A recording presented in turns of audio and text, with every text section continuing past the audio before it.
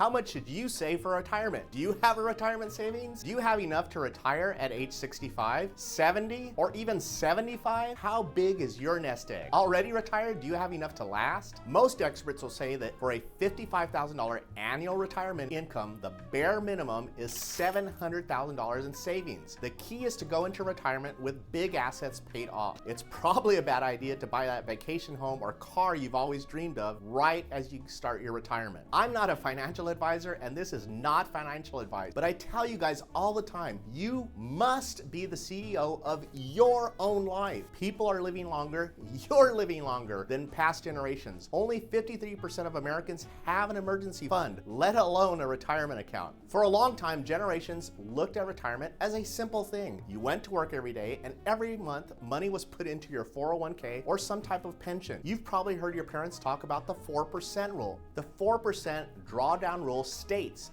that you should be able to take 4% from your investments annually during retirement without touching the principal. Times have changed. Americans are having much longer lives. While the 4% rule still might be valid, you need to apply it to a much longer life, and that means a lot more retirement savings. Retirement is not just 10 years or 20 years anymore. We regularly see our estate planning clients in their 80s and even their 90s. The problem is that most have not saved enough money to live an extra 30 or 40 years. We advise our clients to meet with a financial advisor because it is an important part of your estate plan. A recent article on Yahoo Finance did the calculations. A single individual with $800,000 saved and spending $55,000 a year will run out of money at age 95. If that single individual had saved $900,000 and spent the same $55,000 a year in retirement, they could leave an almost $270,000 inheritance to their kids, to their heirs. This takes into account a $30,000 Social Security benefit and inflation. Like I said, I'm not a financial planner, but these numbers are fascinating. A married couple might enjoy around $60,000 in Social Security benefits. With that same $700,000 in retirement savings, spending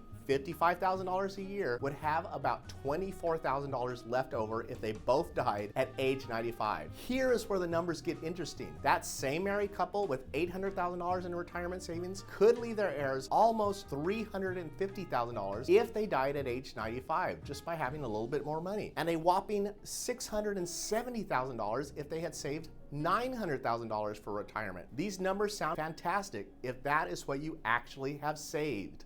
Spoiler alert, most Americans don't have that. According to a recent study by Vanguard, their average retirement savings for Americans at 65 years of age is only $280,000. That means most people are going to be leaning very hard on their Social Security benefits, and it does not leave a lot of room for vacation homes, let alone vacations at all. If you need more than $55,000 annually to live in retirement, then you are going to need a much bigger retirement savings account. You need a bigger nest egg. The good news for Americans is that the younger generation is actually saving more than, quite frankly, my generation. The first time in decades, people in their 20s and 30s are actually saving for their retirement. Right, that's cool. On average, they are saving at least 15% of their income for retirement. What should you do if you are not part of this 20-something group? Well, start saving. It's never too late to do these 4 things. First, really evaluate your income and expenses. I am constantly amazed at how many of our estate planning clients don't know how much they have or even how much they're spending on a monthly basis. Some of them are very surprised to realize that they have actually accumulated a solid foundation for retirement, and they will have an inheritance for their kids. Second, save unexpected money. A friend of mine constantly brags about a childhood friend of his who inherited recently quite a bit of money. This guy upgraded to a mega mansion. He bought a lake house. He bought a big boat to go on the weekends at the lake. He bought new cars, and he's living the high life. His income cannot support all of these luxuries, and at some point,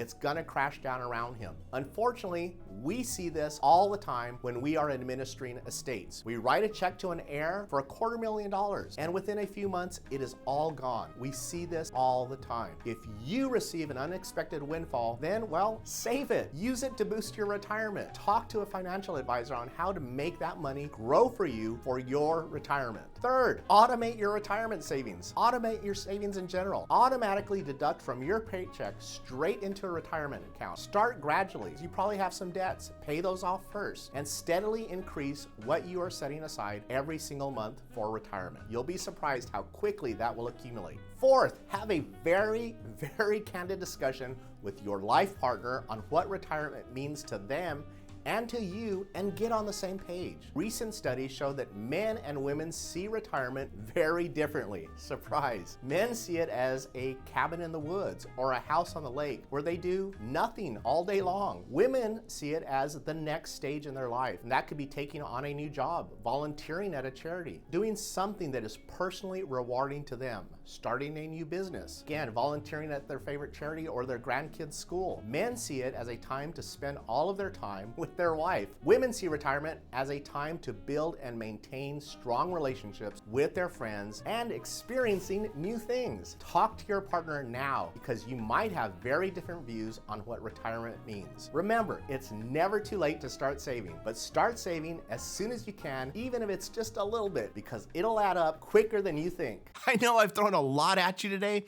so that's why we've prepared our free guide on estate planning. I'll put a link to it in the description below and in the comment section below that so that you can download it and get started in the right direction. And to help you out even more, watch this video up here and this video up here. If you enjoyed this video, then guys, please smash that subscribe button and click on the like button. And also click on that little bell so you'll get notified every time we post a new video. Have a great day and an awesome week. And as always, thanks for watching.